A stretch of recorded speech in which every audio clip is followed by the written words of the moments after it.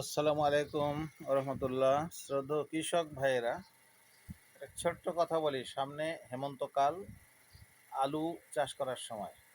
তো আপনি জানেন বা আপনারা জানেন যে আলু বাংলাদেশের দ্বিতীয় জাতীয় খাদ্য, ভাতের পরে।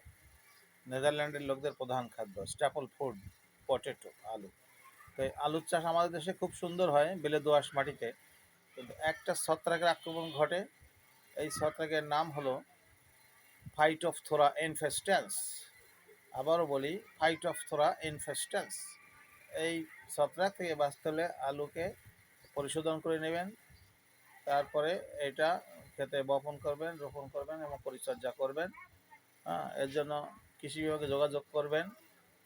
আর বেশি বেশি আলু চাষ করুন।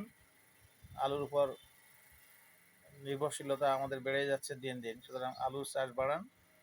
এমনভাবে করবেন যাতে সুন্দর সুফলা আলু ফলে এই দেশে আমরা রপ্তানি করতে পারি। ধন্যবাদ। ভালো থাকেন সবাই।